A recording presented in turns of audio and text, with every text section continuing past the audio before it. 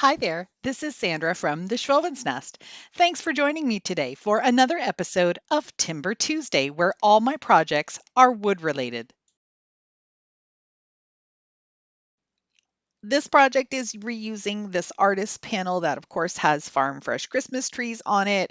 I'm going to use the back of it this time, and I'm just using some burnt umber watered down paint along with a sponge brush just to give it a stain. I also gave the interior of this a couple of coats of the straight burnt umber without washing it down, just to cover up that lettering. I've got this vintage piece of scrapbook paper that I got in a paper pack from Dollarama, and I'm just using my fingers to crease around the edge of the frame so I know what to cut. I'm going to tear all the way around all four edges.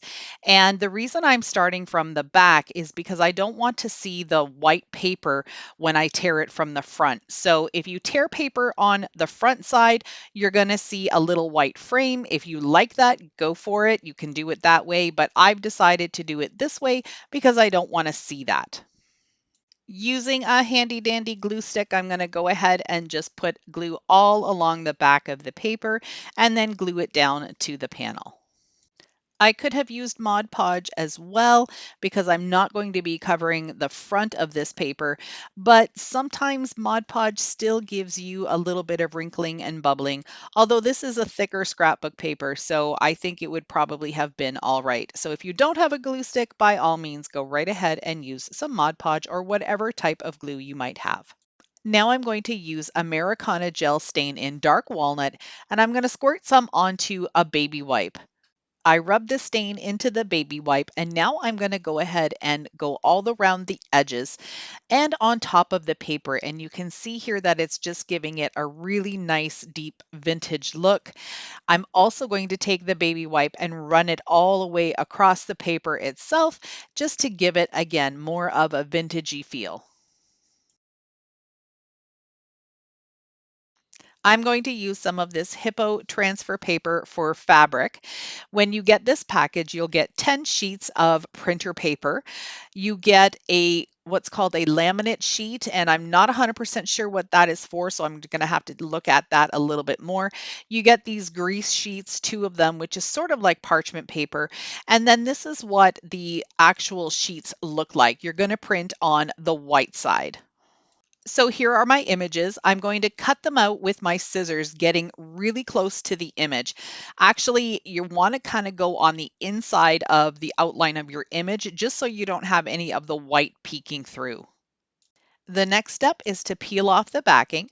Just take your time and make sure you go really slow. You just want to make sure that it doesn't curl over on itself. It doesn't have a sticky back, but it sort of feels like thin vinyl. I'm placing mine on a piece of drop cloth fabric. I've got my Cricut Easy Press ready to go. So I'm going to put a piece of the grease paper on top, and then I'm going to place my Cricut Easy Press right on top, and I'm going to hold it there for 30 seconds at 335 degrees. Once your press has completed the cycle, go ahead and lift that off, and then you can remove the grease-proof paper. I decided to just let mine sit and cool for a couple of minutes. This is the first time using the Hiipoo transfer paper for fabric. I love it. I think it's a fantastic way to get tons of images on your fabric projects. I can see me doing some aprons and maybe some t-shirts along the way.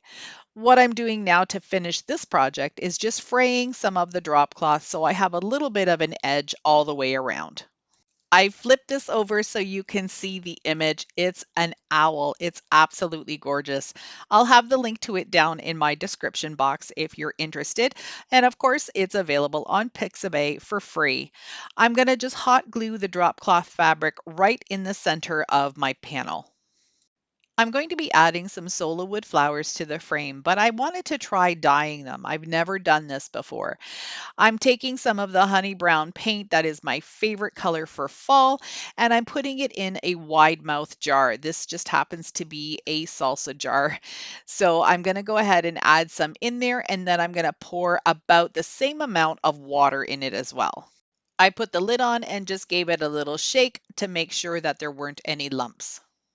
Using a bamboo skewer, I just poked it into the bottom of my Sola wood flour, and now I'm just going to twirl it around in this mixture and then just kind of tap it off so I get any excess off, and then I'll set it aside to dry. These were so easy to dye. I think this color turned out absolutely gorgeous. Take a look at that. And they're beautiful flowers when you make colors out of them.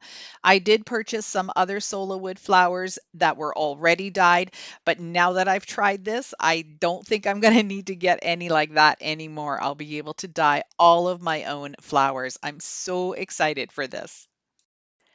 I'm going to hot glue some of these florals into the bottom left corner of the frame. I'm going to add some lamb's ear because I love the look of lamb's ear. That soft green with all of these muted colors of the Sola wood flowers is absolutely gorgeous. I also have a little bit of Dusty Miller that has the same tones of green. I'm going to add a little bit of that into it. And then I'm going to finish it off just with a jute rope hanger at the top. I am in love. This is such a gorgeous project. I can't believe how well it turned out. I was kind of going on the fly with this one. So I hope you love it. I hope you consider checking out some of the Sola wood flowers. I have a link for those down in my description box. And I also hope you will think about the Hiipoo heat transfer paper for the fabric. It's a really easy way to get some pictures and images. I can't wait to start making some stuff with my logo. It's going to be awesome.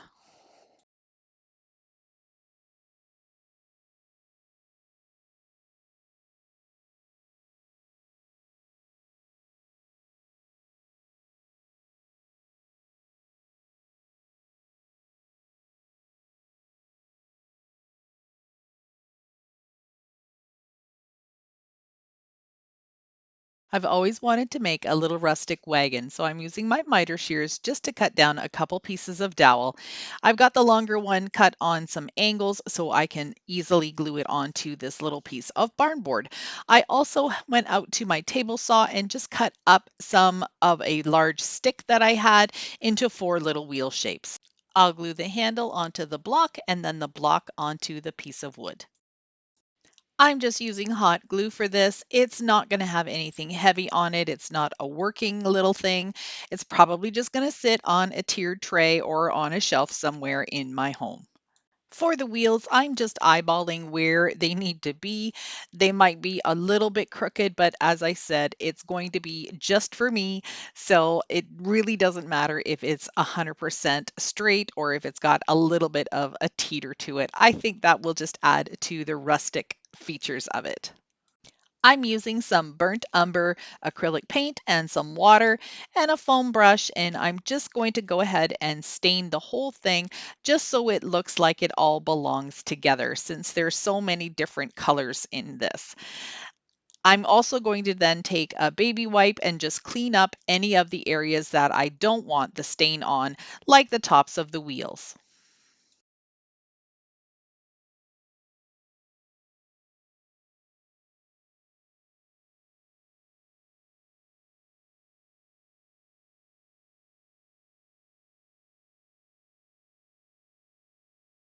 If you are new to my channel, welcome. I'm so glad you were able to stop by today. I do tons of farmhouse decor and I do lots of wood projects. I do a lot of thrift store flips and some dollar store upcycles. So if that's something that interests you, I would love for you to stick around. Click on that subscribe button. I would really appreciate it. I'm using some of these scrap wood pieces. The longer ones that I'm showing you now are MDF board, and these are 2 pieces of 2x4s that I cut down to the right size. The longer pieces, I used my jigsaw to round out the top edges, and I also sanded those down.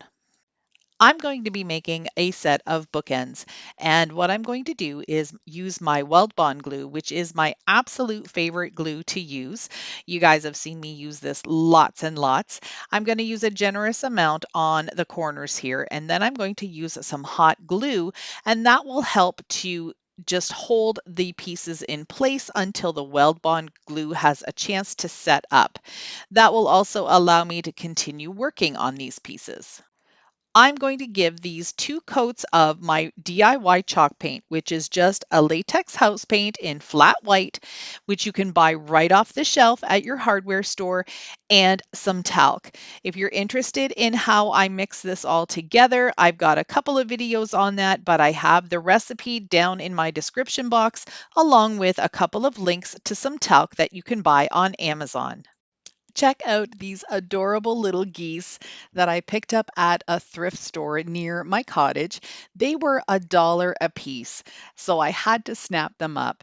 They are going to be little ornaments on my bookends. So the first thing I'm going to do is give them a coat of my DIY chalk paint and let that dry thoroughly. Using the same paint, which is my DIY chalk paint, I'm going to add a bunch of baking soda. I think I added about 3 tablespoons altogether. I wanted this to have a lot of texture. And what I'm doing is using this fat stippling brush. I love to use this when I'm putting texture on with the baking soda paint because it adds extra texture. I can really get it chunky. I can smooth it down a little bit more. The more you stipple, the more blended it becomes. And I really love how this turned out. My geese are completely dry. I also gave them a couple of coats of clear matte sealer to make sure that the paint would stay put. Since I can't screw anything together here, I'm using the same combination of Weldbond glue and hot glue. You're probably noticing that the top part of both bookends are still raw wood. It's really important when you can't screw things together that you use raw material to raw material. So it's the bottom part of the ceramic. It doesn't have any paint on it, and there's no paint on the wood. So this will allow the glue to grip to both raw materials and have a really secure hold. They're looking pretty cute so far, but I've got to just do some touch up. So I'm just using a small little fan brush because it's really nice and thin. Make sure I can get underneath all of the little edges where the wood might be showing, and I'm going to just give that a couple of coats. Now, this wouldn't be a farmhouse project without any distressing.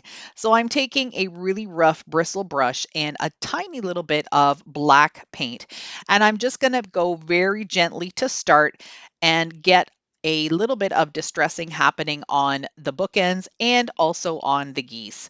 I did end up getting a little bit of more paint on some of the areas, so I ended up doing a little bit of a darker finish at the end, but I really love how they turned out. I think they look really old and rustic and weathered, and I think they're going to make a beautiful addition to somebody's shelf.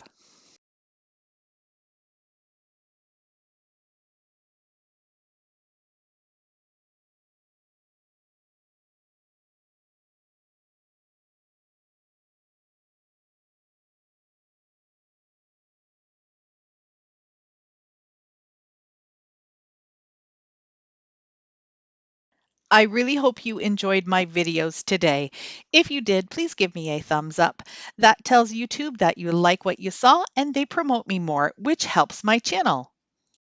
And if you haven't yet, click that notification bell. Then YouTube will let you know every time I upload a new video.